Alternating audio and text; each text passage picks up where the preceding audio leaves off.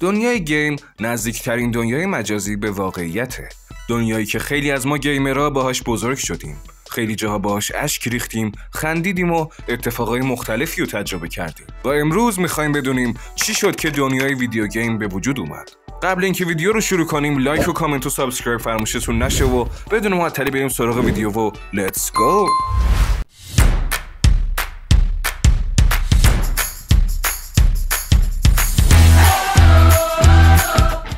بازی‌های ویدیویی امروز از دو منبع سرچشمه میگیرن که یکی از اونها ماشینای سکه‌ای ان، ماشینایی که به صورت نیمه مکانیکی کار میکنن و با انداختن سکه تو اونا میتونید ازشون استفاده کنید. جوک باکس که تو سال 1948 به یکی از این ماشینای مهم و معمول تبدیل شد، مثالی از این سرچشمه هاست. اما قبل از اون پینبال رو نباید از یادمون ببریم. صنعت ماشین پینبال تو سال 1932 با تولید ماشین بافل که توسط دیوید گوتلیب ساخته شده به این داستان وارد شد و تا حدودی گسترده شد. بعد از جنگ جهانی دوم این ماشین وارد ژاپن شد و شرکت‌هایی مثل مایکل کوگان اونو توی این کشور گسترش دادن. این شرکت یه شرکت یهودی بود که تجارت دستگاه‌های سرگرمی سکه‌ای توی جهان گسترش داد. شرکت‌های مثل سگا انترپرایز هم کار خودشونو با ساخت دستگاه‌های سکه‌ای شروع کردن و بازی‌های این دستگاه‌ها جزء اولین بازی‌های الکترونیکی هستند. همچنین کشورهای آمریکا، آلمان و انگلیس هم بین سال‌های 1937 تا 1945 اولین کامپیوترهای الکترونیکی رو طراحی کردن که میشه بعضی از مصرف‌های اونا رو توی این ویدیو به حساب آورد. برنامه‌هایی مثل کریستوفر استراتچی و اوکسو جزء اولین برنامه‌های شبیه‌ساز کامپیوتری بودند. با این حال اولین بازی واقعی کامپیوتری تو سال 1958 تو تکنولوژی اسیلوسکوپ تهیه شده. ویلیام هگن باتوم این بازی رو تهیه کرد و اسم اون تنیس فور تو بود. این بازی تو لابراتوار بروک هاون نشنال به نمایش گذاشته شد و به صورت 2 نفره و خیلی ساده انجام میشد. صنعت بازی‌های کامپیوتری تو دهه‌های 60 و 70 میلادی متولد شد، اما تو این دهه گسترده نشد. تو سال 1961 یک گروه جوان با نام‌های ویون ویتن، استیو راسل، مارتین گریت که عضو کلوب تیچ مدل ریل رود و دانشجوی مدارس MIT بودن تصمیم گرفتن یه برنامه بنویسن که یه داستان رو روایت کنه. ساخته یه بازی ایده راسل بود که این پروژه یه سال بعد عملی شد و اسمشو گذاشتن اسپیس وار. بازی طوری طراحی شده بود که 2 پلیر برای نابود کردن همدیگه باید می‌جنگیدن. تاریخچه دنیای ویدیو گیم به دهه 1950 میلادی برمیگرده، زمانی که اولین بازی‌های کامپیوتری به وجود اومدن. این تاریخچه شامل تحولات تکنولوژیکی، فرهنگی و اجتماعی که باعث شکلگیری دنیای گیمینگ امروز شده. برگردیم به دهه 1950، زمان آغاز بازی‌های کامپیوتری و زمانی که اولین بازی‌های کامپیوتری تو دانشگاه‌ها و مراکز تحقیقاتی توسعه پیدا کردند. یکی از اولین این بازی‌ها تنیس فور تو بود که تو سال 1958 توسط ویلیام هینتون ساخته شد. همچنین اسپیس وار تو سال 1962 توسط گروهی از دانشجوهای MIT توسعه پیدا کرد و به عنوان یکی از اولین گیم‌های تاریخ ویدیو گیم شناخته میشه. گذشت تا رسیدیم به دهه 1970، زمان ظهور کنسول‌ها. تو اوایل دهه 70 با ورود کنسول‌های خونگی مثل مگناووکس اودیسه و آتاری و پونگ، صنعت بازی‌های ویدیویی به خونه راه پیدا کردند. این کنسول‌ها امکان تجربه بازی‌ها رو برای عموم مردم فراهم کردند. آتاری با موفقیت پونگ تونست توجه زیادی رو جلب کنه و پایه‌گذار صنعت تجاری بازی‌های ویدیویی شد. میرسیم به یه دهه بعد، یعنی دهه 1980، زمان انقلاب آرکیدها. دهه 80 شاهد ظهور آرکیدا بود که مکانهایی برای تجربه بازی‌های ویدیویی بودند. عناوینی مثل پکمن و دانکی کنگ محبوبیت زیادی پیدا کردند. همچنین NES که مخفف نینتندو انترتینمنت سیستمه تو اواخر این دهه معرفی شد. میرسیم به دهه 1990، دهه پیشرفت تکنولوژی.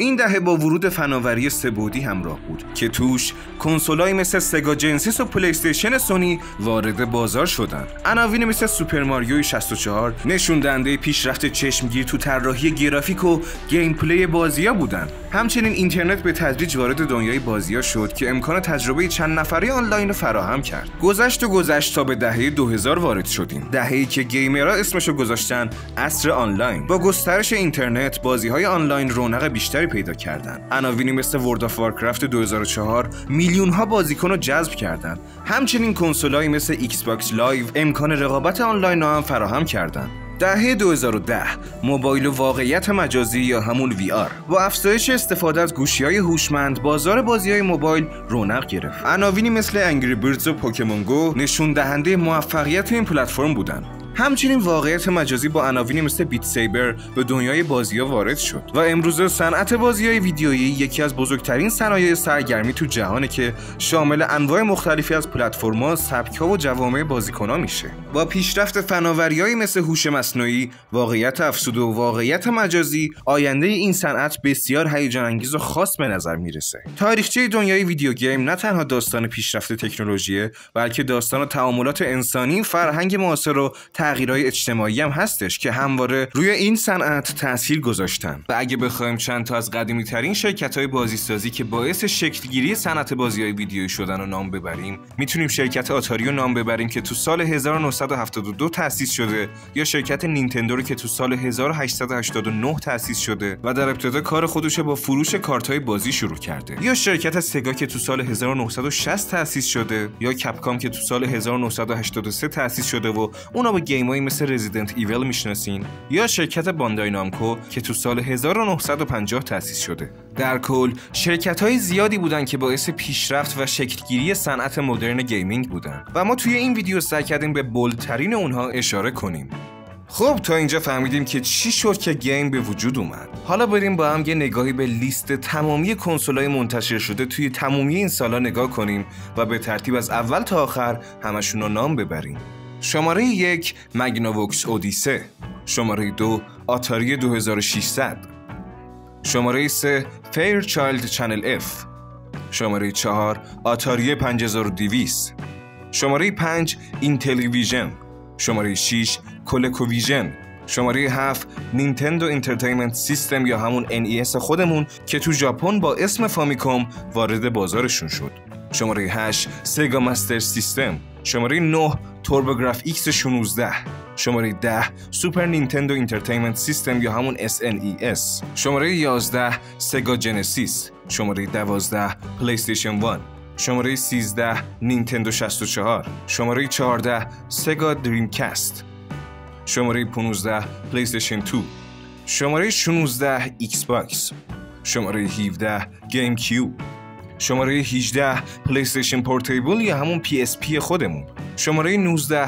ایکس باکس 360، شماره 20 پلی استیشن 3، شماره 21 وی، شماره 22 نینتندو DS، شماره 23 نینتندو DSi و DSi XL، شماره 24 پلی استیشن ویتا، شماره 25 وی یو، شماره 26 ایکس باکس 1، شماره 27 پلی استیشن 4، شماره 28 نینتندو سویچ و شماره 29 که میشه گفت آخرین کنسولایی هستن که منتشر شدن همون ایکس باکس سری ایکس و اس و پلی استیشن 5 خودمونه که تو سال 2020 عرضه شدن و روونه بازار شدن.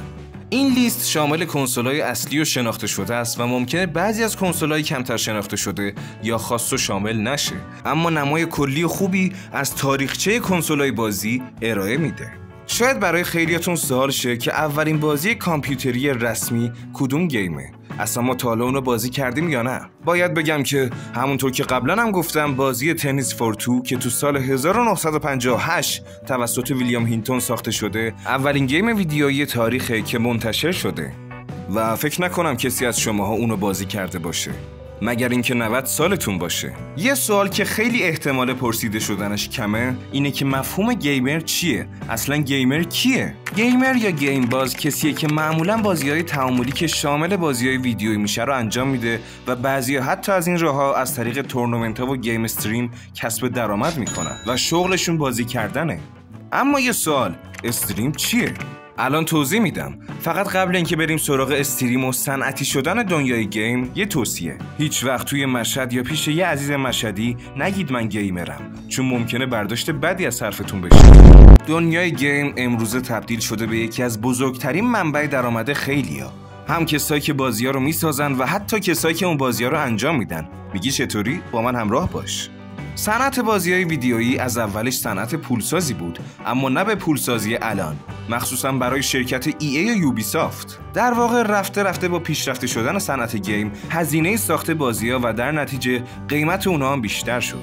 یکم که گذشت شرکت‌ها به این فکر افتادن که خب چرا علاوه بر پولی که برای خود گیم میگیریم برای آیتم‌های داخل بازی نگیریم. برای مثال شما تو بازی‌های فوتبالی مثل فیفا بعد پرداخت هزینه اون گیم میتونید اونو بازی کنید. ولی خب شما میتونید برای بخش آنلاین این گیم‌ها با پرداخت یه هزینه مشخص نچندان کم برین و کارت‌های رندومی بخرین که به تقویت تیم شما تو بخش آنلاین بازی کمک میکنه. اگه هم بخوام از بازی‌های دیگه مثال بزنم میرم سراغ CS:GO. برای دانلود بعضی بازی‌ها مثل CS:GO لازم نیست شما هزینه‌ای پرداخت کنید. ولی اگه دست پولتون موندین میتونید برای اینکه تفنگاتون قشنگتر بشن برین و از آیتم شاپ‌های این گیم برای تفنگتون تزییناتی بخرین که شما را از پلیرهای دیگه متمایز میکنه. در کنار هزینه‌های آیتم‌های گیمینگ، صنعت استریم هم کلی زمینه درآمدزایی برای شرکت‌های بازیساز و افراد استریمر به وجود آورد. برگردیم سال 2007، سالی که استریم آغاز شد. با ظهور پلتفرم‌هایی مثل جاستین تیوی، امکان پخش زنده بازی‌ها برای عموم فراهم شد. این پلتفرم‌ها به کاربرا اجازه میدادن تا بازی‌های خودشون رو به صورت زنده برای دیگران پخش کنن. رفت تا رسیدیم به سال 2011، سال تأسیس تویچ به عنوان یه زیرمجموعه از جاستین تیوی تأسیس شد و به سرعت تبدیل به بزرگترین پلتفرم گیم استریمینگ جهان شد. این پلتفرم امکانات متنوعی برای تعامل بین استریمرها و بیننده‌ها ارائه داد.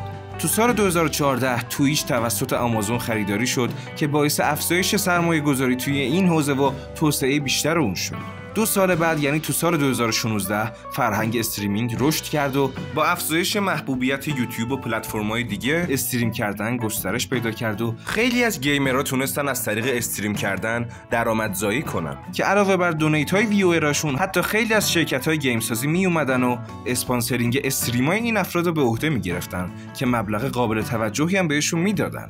رسیدیم به سال 2020، سال پاندمی کووید 19. پاندمی کووید 19 باعث افزایش چشمگیر تعداد کاربرای گیم استریمینگ شد.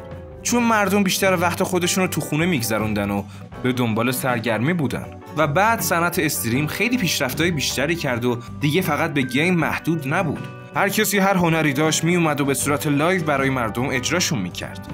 مثال ایرانیش هم کیا رکنی خودمونه که کلی استریمای خفن بیت باکس رو توی تویچ گذاشت و با استقبال خوبی هم روبرو شد. استریمینگ الان یه صنعت بزرگ با میلیون‌ها کاربر فعال تو سراسر جهانه که نه تنها سرگرمی بلکه فرصت‌های شغلی جدیدم ایجاد کرده.